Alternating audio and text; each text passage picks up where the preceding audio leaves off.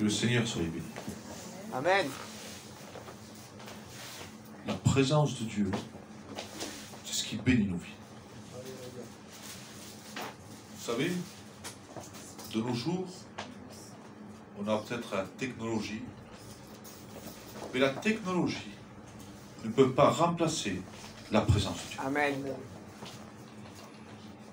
On peut se servir de la technologie, ce n'est pas interdit. Mais jamais ça ne remplacera la présence de Jésus. Et on vit une époque de technologie. La technologie n'est pas une puissance. La technologie est un savoir. C'est vrai. Mais le Saint-Esprit est une puissance. Amen. Vous savez que les anciens disciples se déplaçaient et allaient sur le terrain. De nos jours, les disciples ne se déplacent plus. Ils restent chez eux avec la technologie. Alors que la Bible nous enseigne, comme a dit le frère, allez par le monde, portez la bonne nouvelle et baptisez-les. Vous serez accompagnés par des miracles et des prodiges, pour ceux qui iront. Mais de nos jours, on n'y va plus. De nos jours, on s'enferme. De nos jours, on reste chez nous. Parce qu'on confond la technologie avec la puissance de Dieu. Le téléphone, c'est bien, mais ce n'est pas une puissance. Ce qui nous rend puissants, c'est d'aller avec le Saint-Esprit sauver l'humanité. Amen. Il y a quelque temps, le Seigneur me parlait. Et vous savez, je partage ce que Dieu met dans mon cœur, parce que d'abord, il me parle à moi. Hein. Il me reprend. Il me dit, est-ce que si tu n'y vas pas, est-ce que tu peux aider ton frère? Si tu n'imposes pas les mains aux malades, est-ce que les malades peuvent être guéris? La Bible dit, vous imposerez les mains aux malades, et les malades seront guéris. Vous savez, j'ai une grosse voix, je vais me lever ça. Les malades seront guéris. Si on ne prie plus pour les malades, mon frère, est-ce qu'on fait la volonté de Dieu? Mais non. Oui, mais de nos jours, j'écoute, ça me fait du bien sur Facebook, alléluia. Mais est-ce que ta vie a changé? Non, mais ça me fait du bien, comme a dit le frère. Pour que ta vie change, la Bible dit qu'ils se réunissaient ensemble. Ils étaient comme un accord. Ils attendaient quelque chose. Ils attendaient la bénédiction qui vient du ciel. C'est quand on se réunit ensemble, le corps du Christ, alors que nous devenons puissants, nous devenons, comment vous dire, une marche puissante. C'est là où la puissance de Dieu est envoyée. Mais de nos jours, nous vivons un temps où le règne de l'Antichrist est en train de se préparer. Alors on est en train de tout lui préparer. Et vous savez, quand l'Antichrist va arriver, il faut que la technologie soit au maximum pour pouvoir contrôler le monde. Parce que sans la technologie, c'est impossible de contrôler le monde. Et là, on voit que tout est en train de se préparer. Il contrôle les religions. Il contrôle nos vies. Il contrôle de quelle manière on doit marcher. À travers la technologie. Mais ce matin, le Saint-Esprit nous avertit qu'on ne doit pas marcher par la technologie, mais on doit marcher par la puissance de Dieu. Amen. La Bible n'est pas une connaissance, simplement, mais les puissances de Dieu. S'il n'y a pas la puissance, il n'y a rien. S'il n'y a pas la prédication de la gloire de Jésus, il n'y a pas d'église. Le frère ce matin a dit, il y a des choses qui se passent pour créer une église. Et on le voit dans dans le livre des apôtres, dans les actes. Comment l'église va se construire. De quelle manière une église peut naître. De quelle manière le Saint-Esprit agit. De quelle manière le Seigneur vient transformer un petit local en un local de 10 000 personnes. Comment le Seigneur peut faire ça? Oui, il peut le faire. Il l'a fait il y a 2000 ans avec Saint-Pierre. Il peut le faire avec nous aujourd'hui.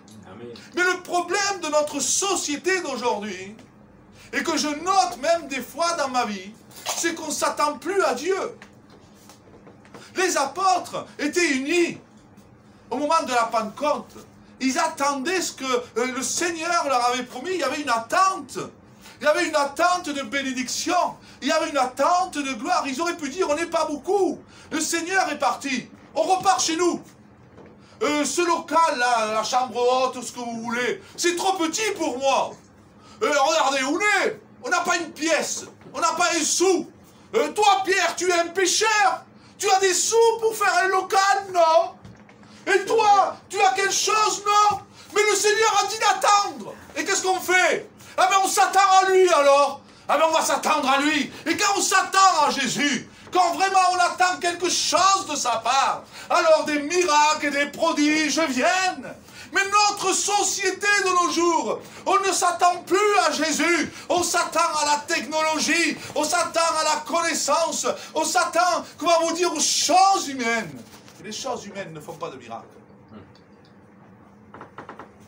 Vous savez, on peut avoir de l'argent et ouvrir une église. Là, le frère me disait un témoignage, je lui dis, oui, mais pour moi, c'est pas un vrai miracle. Il me dit, oui, le frère demandait, Seigneur, donne-moi une grande église. Ça l'a fait rire, mais il dit, Seigneur, donne-moi une grande église. Et puis il dit qu'il sort de l'église et un frère arrive, écoute, en face, là, il y a une locale. Ah bon? Ah ben je l'achète. Je dis, mais c'est pas un vrai miracle. Il avait l'argent pour le payer. L'autre, il aurait trouvé un local, il l'aurait payé. Mais quand tu n'as rien, c'est là le vrai miracle, frère. Et laisse-moi te dire qu'on porte le message de Jésus. Elle crée l'église, frères et sœurs. Ça crée l'église. C'est le message qui va créer les membres de l'église. Il va créer le surnaturel. Amen. On ne démarre de rien, mais ça devient puissant. Parce qu'on ne marche plus par les œuvres humaines, mais on marche par l'œuvre du Saint-Esprit. Amen. Est-ce que ce matin, vous voulez servir Christ? Amen. Vous voulez servir la technologie? Que veux-tu faire ce matin? Est-ce que tu veux vivre la gloire de Dieu ce matin? Vous savez, ma crainte, des fois, je dis, Seigneur, je ne veux pas mourir sans voir ta gloire sur la terre. C'est ma prière. Je dis, Seigneur, non, je veux voir ta gloire. Ta parole crée la vie. C'est ta parole qui nous a réunis ce matin. C'est à travers les prédications puissantes de Saint-Pierre qu'aujourd'hui tu es là. Si des hommes n'auraient pas parlé de Christ, on ne serait pas là. Le message crée la vie. Le frère a dit tout à l'heure quelque chose d'important. Va, travaille pour Dieu. Il va ajouter dans son assemblée. Parce que nous sommes accompagnés de quelqu'un qui crée. Il est le créateur. Il crée la bénédiction. Amen. C'est pour ça que les disciples, nous le voyons dans la Pentecôte, acte 2, tout le monde connaît le passage, ils sont en attente dans un petit lieu, frères et sœurs. Mais dans un petit lieu, ils attendent quelque chose qui vient du ciel, une promesse que Dieu leur a faite. Et laisse-moi te dire que Dieu nous a unis comme les apôtres ont été unis. J'ai été uni avec le frère Bissoum, j'ai été uni avec le frère Alan, j'ai été uni avec le frère Laurent, j'ai été uni avec vous de la part de Dieu pour créer une mission. Et cette mission où Dieu nous envoie, c'est la mission que Christ nous appelle à devenir une église puissante, amenée par la gloire du Seigneur Jésus. Amen. Mais est-ce qu'on s'attend à ça? On s'y attend? Moi je m'attends à ça. Gloire à Dieu. Il y a quelque temps, ma foi a été brisée. Pourtant, j'ai tous les défauts du monde. Mais j'ai toujours fait confiance. Mais là, je suis brisé dans ma foi. Je dis, qu'est-ce qui se passe? Des millions de questions viennent. Je suis négatif sur tout. Mais c'est pas normal. Et là, je fais plus attention même à la technologie qu'en Christ. On peut chercher la bénédiction, des fois on va chercher des choses sur le téléphone, comme ça va nous donner la solution. La solution ne se trouve pas dans le téléphone, la solution se trouve en Jésus. Amen. C'est quand on commence à le chercher, à le prier. Amen. Ils étaient dans la chambre haute, un petit nombre. Frères et sœurs, ils n'étaient pas beaucoup. Quand on prend Pierre, vous savez, j'ai prêché Pierre dans ma vie. Plus j'avance dans le ministère et plus le Seigneur me parle sur Pierre. Vous m'entendrez toujours parler de Pierre. Il y en a qui parlent pour vous de Saint-Paul. Dans mes prédications, vous aurez toujours Saint-Pierre. Je ne sais pas pourquoi. Mais c'est là où le Seigneur me parle. Parce que en lui, je me vois, en lui, je vois les difficultés, en lui, je vois les défauts, mais en lui, je vois aussi la gloire de Dieu. Le Seigneur l'appelle. Il est pécheur. Viens, je vais faire de toi un pécheur d'hommes. Pierre, il va suivre Jésus. Mais il ne faut pas oublier qu'avant de suivre Jésus, il ne rentre pas chez lui, les frères. Est-ce que la Bible dit de rentrer voir sa femme, ses enfants? Non. Ce matin, je ne dis pas d'abandonner nos femmes et nos enfants. Mais c'est l'exemple même. Il voit Jésus, vient sur une parole de Jésus. Ah, il laisse son travail, frères et sœurs. Attention, moi si je laisse mon travail, je ne sais pas si ma femme serait contente. Il laisse son travail. Il laisse tout parce que Jésus lui dit de venir. Il aurait pu dire, Jésus, si demain j'arrête la pêche, mes enfants, comment on va les nourrir? Ma femme, en rentrant, va me dire, écoute, il faut payer le loyer. Et comment on va faire pour s'en sortir?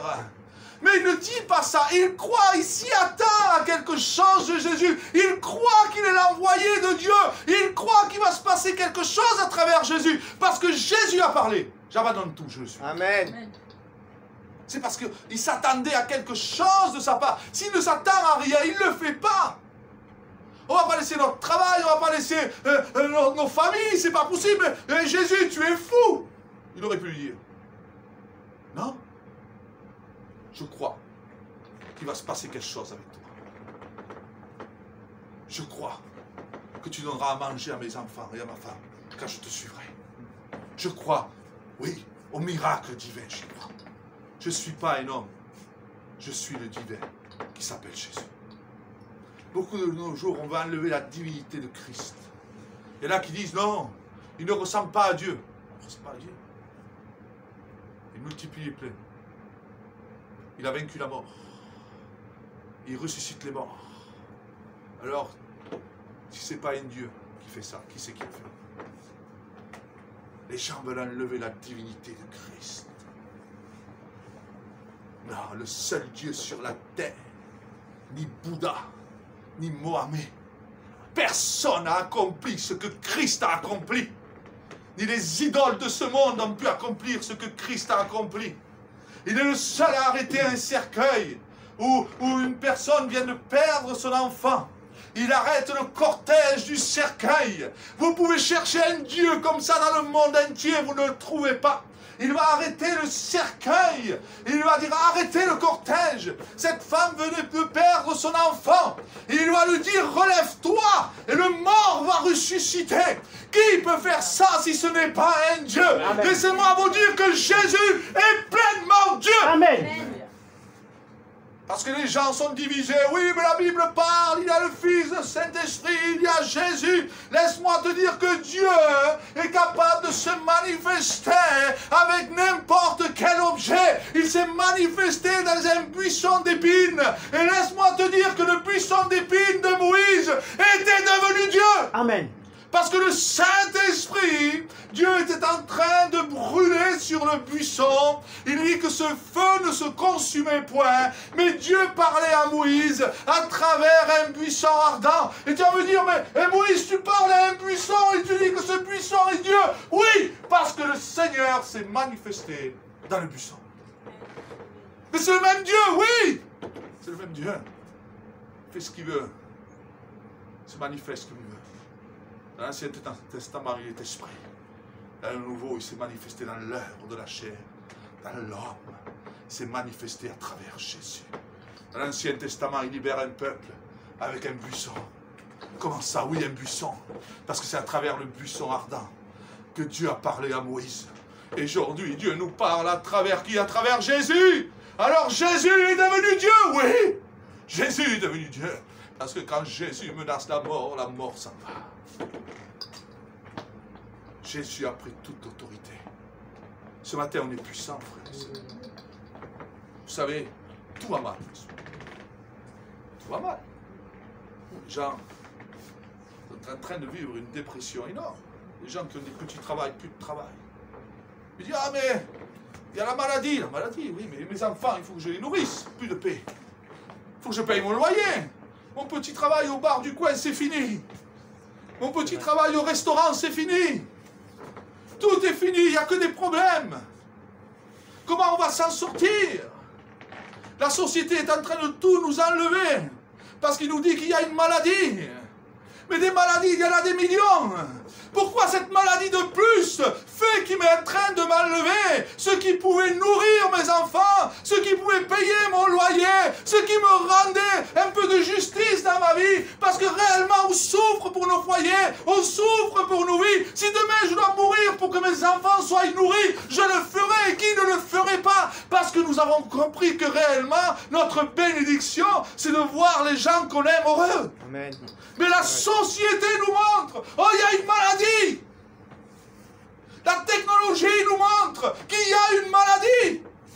Et on prend peur de la maladie, on est terrorisé de la maladie, on les arrête le travail, on arrête les gens de nourrir leurs enfants, on arrête les gens de payer leurs factures. Je ne sais pas combien de gens je regardais qui ne payent plus leurs factures de loyer et demain ils risquent d'être jetés dehors à cause d'une maladie. Alors que la Bible m'enseigne qu'il y a des millions de maladies, il y a des centaines de maladies. On a le droit de mourir du cancer, tu as le droit de mourir du sida, tu as le droit de mourir de toutes sortes de morts, tu as le droit de mourir d'une crise cardiaque, mais tu n'as pas le droit de mourir de cette maladie. Amen. Alors que celui qui choisit notre mort s'appelle Jésus, c'est Dieu. La Bible dit qu'on ne peut pas ajouter une coudée à la longueur de sa vie. C'est vrai. Si tu dois mourir d'un virus, c'est une mort naturelle qui est frappée et qui nous frappe. Demain, on peut avoir une peste, on peut avoir d'autres épidémies. C'est une maladie de plus. Demain, tu peux avoir une bombe qui peut frapper la France et on peut tous mourir d'un coup. Est-ce comme ça qu'on doit vivre? Nous savons que l'homme naît et qu'il a une fin. Mais nul ne la connaît.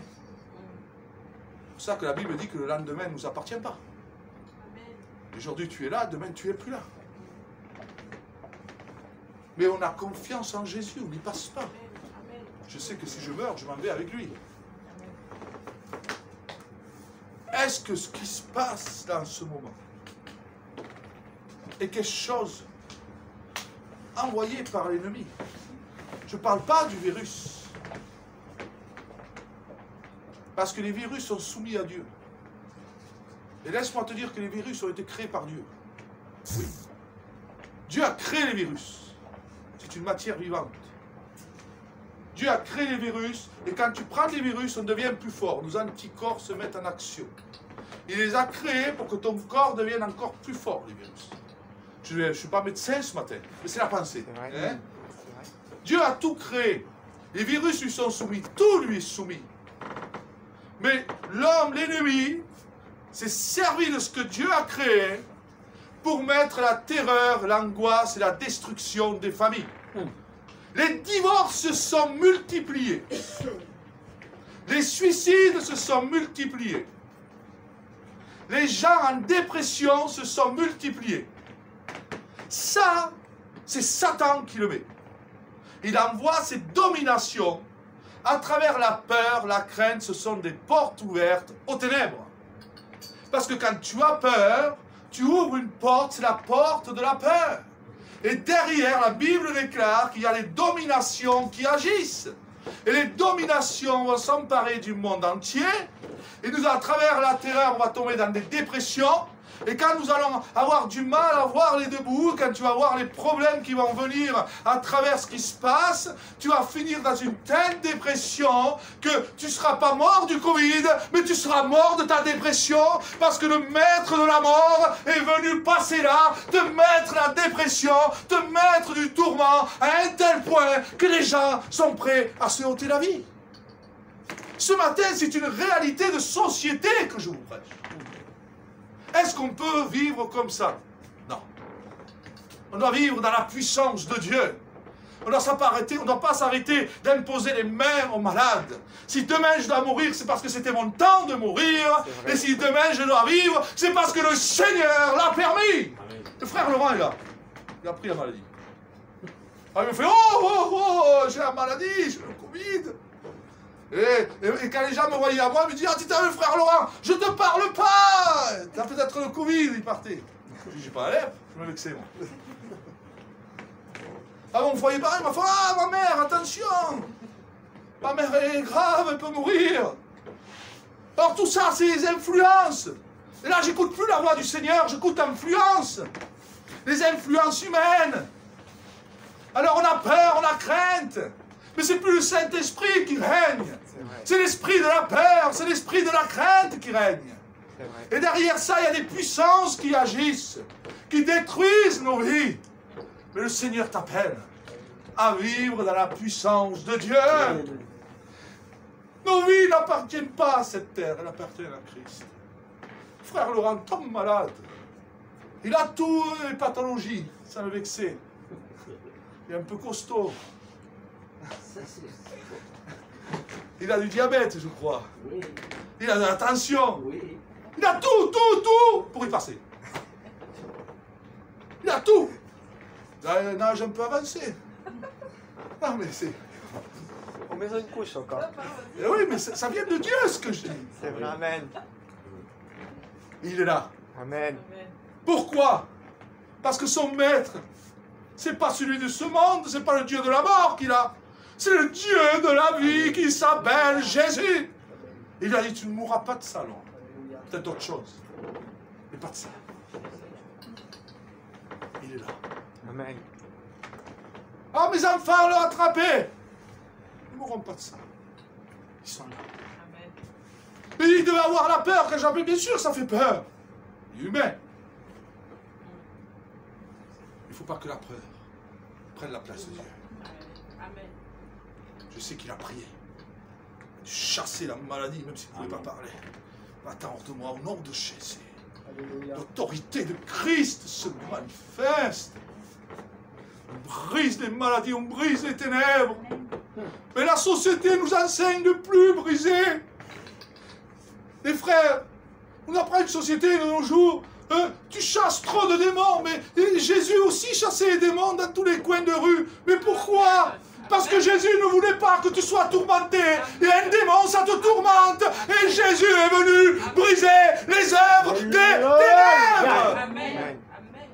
C'est pour cela que tous les serviteurs ont reçu la puissance de Dieu pour chasser les démons.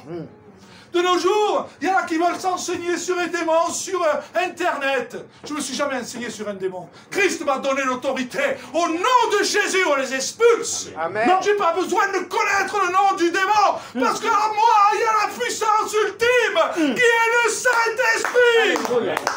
Pas besoin. C'est un feu qui coule. Mon ombre fait chasser les démons. Ma présence fait trembler l'enfer. Je n'ai pas besoin de savoir son nom, mais j'ai besoin de savoir le nom du Sauveur et du Libérateur, Amen. qui est Jésus. Et j'en passe des heures. Je dis attention, vous pouvez finir possédé avant de chercher les démons. Eh oui. La Bible nous parle de tout. Elle me parle comment marchent les démons, elle me parle de tout. Je sais, ma Bible m'a tout enseigné. Un jour, un frère me dit, mais attention, je lui dis, je ne veux pas faire peur ce matin, mais c'est la Bible. Jésus nous enseigne sur les démons. Il dit, quand une personne est libérée, il devient 7 fois pire. Mais pourquoi? Je te donne l'explication. Pourquoi? Sans me faire peur. Mais c'est bon de savoir, si après on rentre dans la gloire de Dieu. Les 7 démons qui sont sortis vont prendre 7 chacun, ils vont rentrer dans le corps. C'est fort. Il avait un pacte de 7 démons. Voilà qu'il est passé d'un pacte à 7 pactes. Chaque démon représentait un pacte, selon sa vie. Il fallait tout briser. Et Jésus, que tu en aies 7, 70 millions, il les brise. C'est pas un problème, ça. C'est pas le problème. Mais je veux dire, si je veux m'enseigner, je m'enseigne avec la Bible. Je sais ce qu'il parle. Mais technologie remplace puissance de Dieu. Un jour, je me retrouve avec un frère, je n'étais pas d'accord avec lui. Il dit, je suis très calme, moi. Et pour les choses de Dieu, je me mets en colère. Parce que j'ai comme une colère qui vient. Je suis comme, mais tu arrêtes là, tu es complètement débile. Parce que je ne veux pas qu'on se moque de la parole de Dieu. Amen. Quand on dit quelque chose qui ne va pas avec la Bible, je ne suis pas d'accord. Même si le démon fait, écoute, le démon c'est un comédien. Il veut te faire croire que tu as autorité, mais ce que tu fais, c'est pas biblique. La Bible nous enseigne qu'on les chasse dans le nom de Jésus. Amen. Il me parle d'esprit impur, il me parle d'esprit de divination. Mais il ne va pas chercher d'où il vient, de qui il est, de quelle famille il est. Parce que Jésus à la croix les a rendus en spectacle. Amen. Il les a tous cloués. Je n'ai pas besoin de ça. Mais quand je les vois rentrer là-dedans, puis je dis attention, vous allez rendre la personne folle. Et je me mettais en colère. Parce que si on te dit, et je parle librement ce matin, je veux que vous soyez enseignés dans la puissance de Dieu. Vous êtes capables de chasser les démons. Alléluia. Tout le monde est capable. La Bible ne dit pas qu'il y a certaines personnes, il dit tous ceux qui croiront. Si tu crois, tu as la puissance sur toute la surface de l'ennemi. Qui que tu sois, une femme, un enfant, qui tu sois. Oui, on m'a dit qu'il faut avoir un galon. Un galon? Non, il dit tous ceux qui croiront. Parce que si le diable vient t'attaquer et que le galon n'est pas avec toi, eh bien, il va te mettre une tannée que tu vas te retrouver par terre. Mais si tu es seul et que tu as l'autorité de Christ, tu vas lui dire au nom de Jésus. Alléluia. Parce que tu n'auras jamais quelqu'un avec des galons à côté de toi. Souvent, il y a des gens avec des galons qui s'enferment chez eux. C'est vrai. Moi, je ne suis pas d'accord avec les serviteurs qui s'enferment. Alors, moi, j'ai un problème avec ma femme, je suis... Voilà, c'est ma femme, j'essaie de ranger les choses. C'est normal. Hein? On essaye, du Seigneur, on va essayer. Mais Dieu m'a été témoin. M'enfermer, non. Si tu es en train de mourir, je viens. Si tu es malade, je viens. Si tu es tourmenté, je viens. Parce que dans ce cas-là, je ne suis pas un disciple de Jésus. Je suis un orgueilleux qui se montre. Amen. Le disciple de Jésus, il va auprès de ceux qui souffrent. Mais tu as besoin d'hommes et de femmes véritables. La société est en train de créer un évangile. Un évangile sans puissance. Un évangile où il faut des galons pour dire aux ténèbres de partir. Alors c'est pour ça que les gens sont dans l'angoisse, parce qu'ils ne chassent pas leur angoisse. C'est pour cela que les gens sont tourmentés. Parce qu'ils ne réalisent pas qu'ils ont reçu la puissance de Dieu de détruire les œuvres des ténèbres. Il faut que j'appelle le pasteur qui va venir du fond de l'Australie.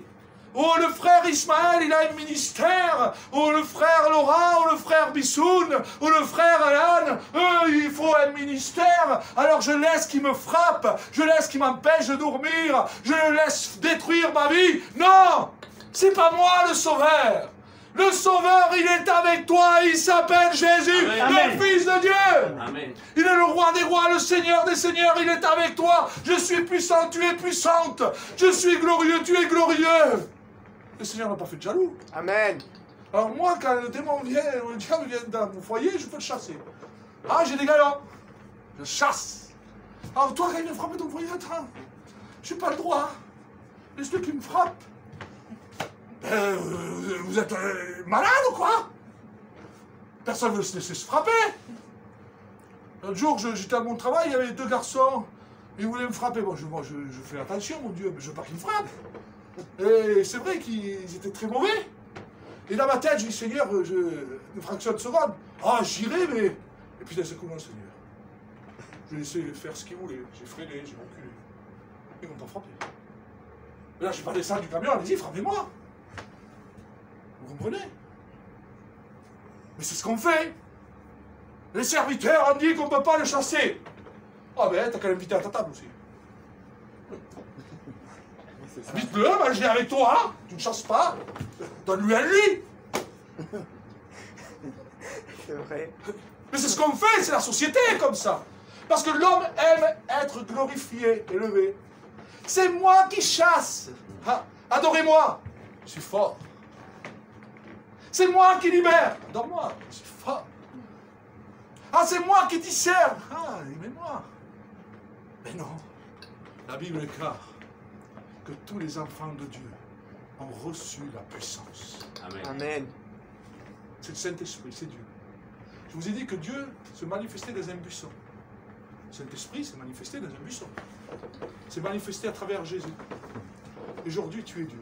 Lui, il est fou. Non? Amen. C'est vrai. C'est fort. La Bible dit qu'on est les petits Christ. Tu es Dieu. Mais comment ça? Qui c'est qui se manifeste en toi? Christ. C'est le Saint-Esprit. Il s'est manifesté à travers le buisson ardent. Mais là, il se manifeste à travers toi. Ah ben, je suis devenu comme Dieu. Oui, parce que Dieu est à moi, et celui qui se manifeste à moi est le Tout-Puissant. Amen. Amen. Je ne parle pas de moi, de celui qui se manifeste. Mais il permet qu'à travers nous, on voit Christ. À travers le buisson, on voyait Dieu. À travers Christ, on voyait Dieu. À travers le prophète Daniel, on voyait Dieu. On connaît tous l'histoire de la fournaise. Je ne sais pas dire le nom du roi. C'était... Voilà, j'ai toujours du mal. Si vous lisez cette histoire de Daniel extraordinaire, on les met dans la fournaise. Mais il dit c'est incroyable. Les gens qui l'ont mis dans la fournaise sont morts. C'est incompréhensible. Les gens qui les mettent dans un four pour les brûler, eux, ils meurent. Et eux qui sont jetés dans le feu, ils disent « Mais c'est incroyable, le feu ne les atteint pas. Mais pourtant, on les a mis dans le feu, enchaînés, liés. Le feu ne les atteint pas. Mais je vois sur ces 3 personnes une 4e personne qui est avec eux. Alors, ils ne se sont pas brûlés. Et ce matin, tu as quelqu'un avec toi au milieu de la fournaise qui s'appelle Jésus, Amen. le Fils de Dieu.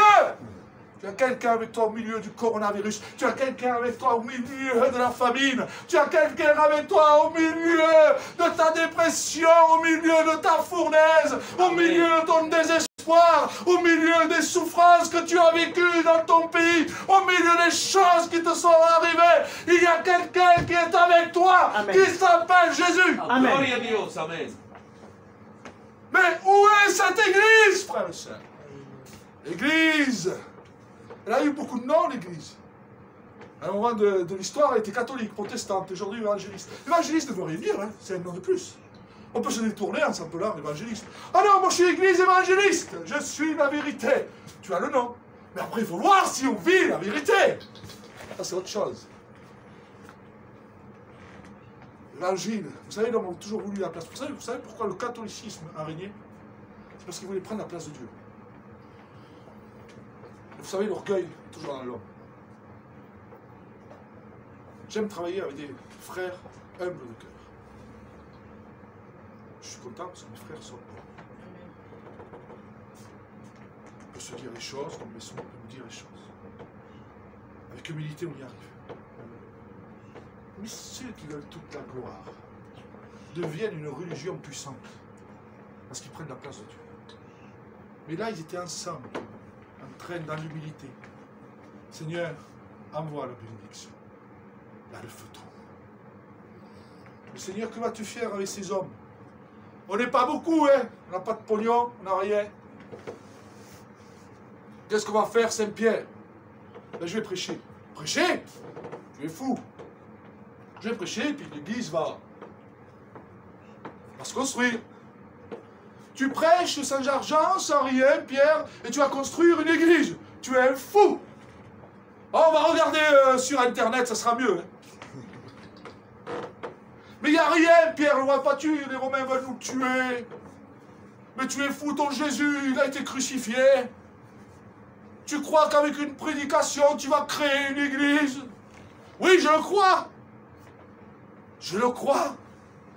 Il dit que Pierre a commencé à prier, il va dire, Seigneur, tu vois ces nations qui s'élèvent contre nous, envoie-nous la puissance de Dieu. Il dit que le lieu va trembler, il va recevoir la gloire de Dieu. Et voilà que Saint-Pierre prêche une prédication où il dit, dans les derniers temps, le prophète Joël va envoyer de son esprit.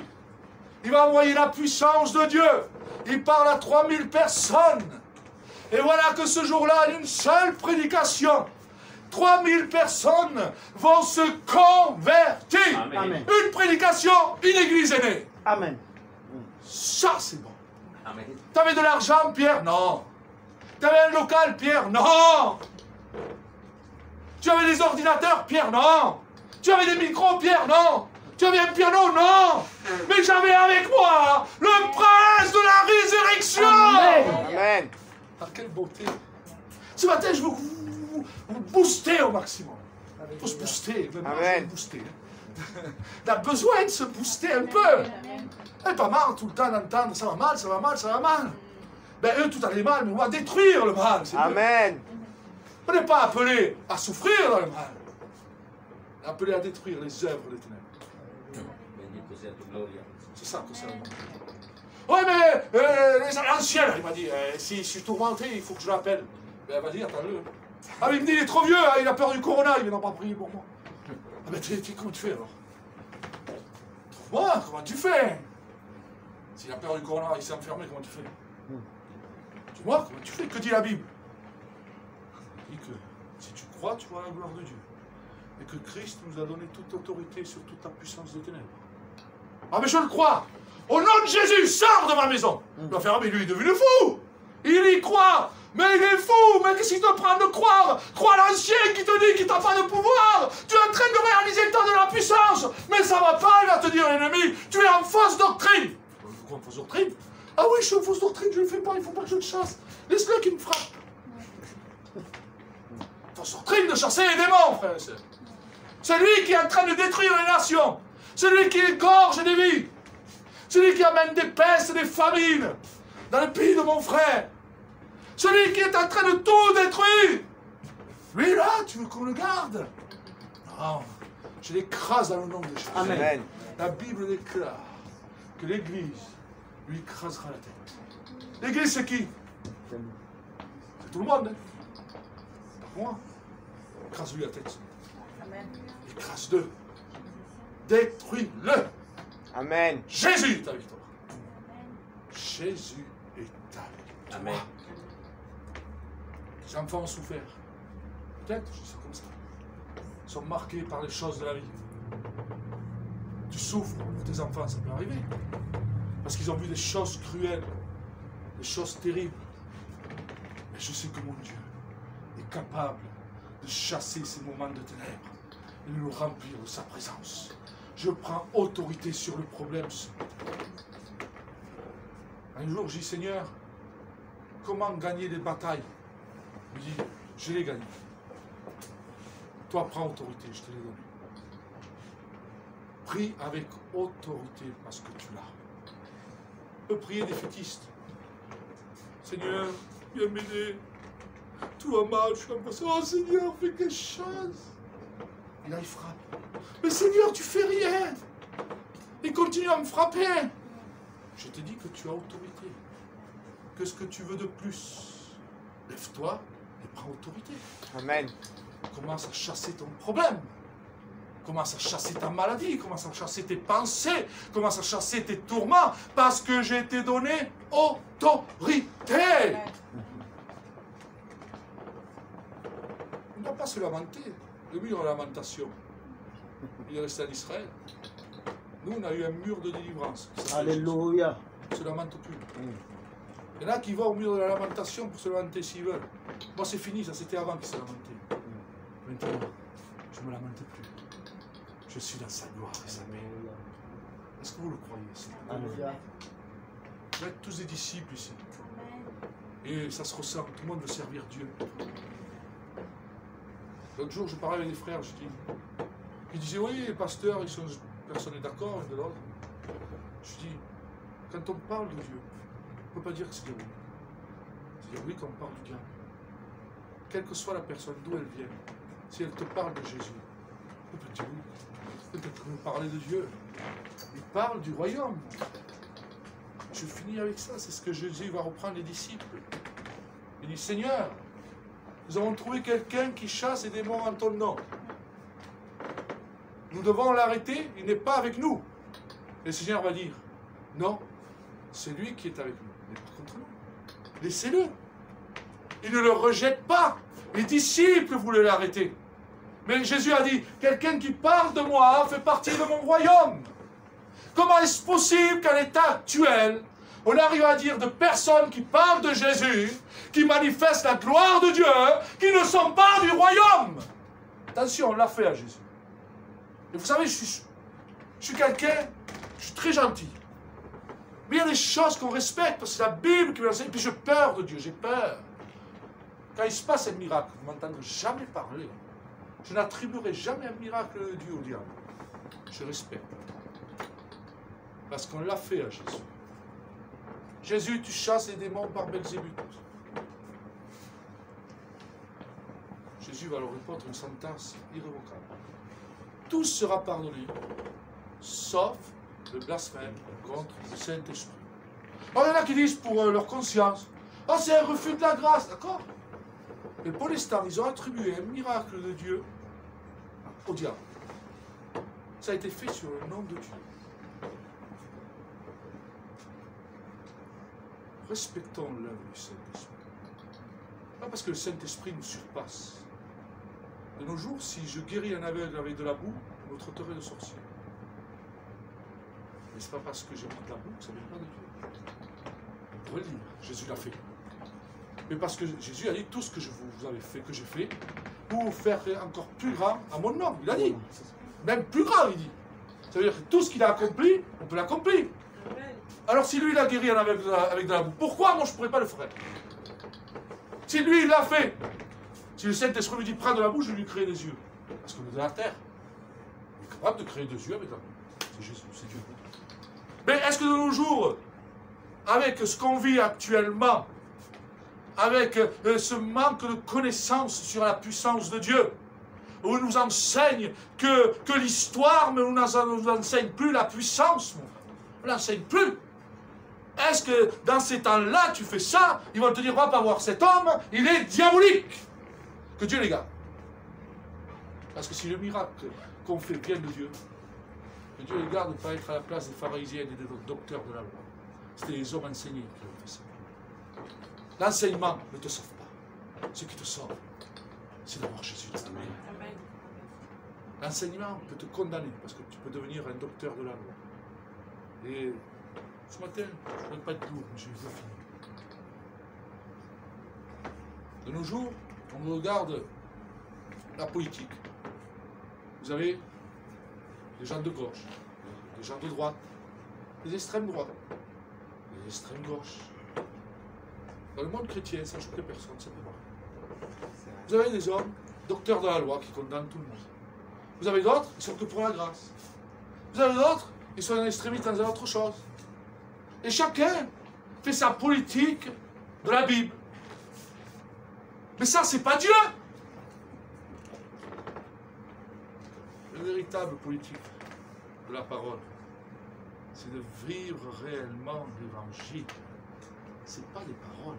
C'est vrai. C'est de le vivre. Béni soit Dieu. Jamais je dirais à un frère qui parle de Jésus qu'il est diabolique, qui vient d'où il vient, et qui fait du bien. Jamais. Jamais.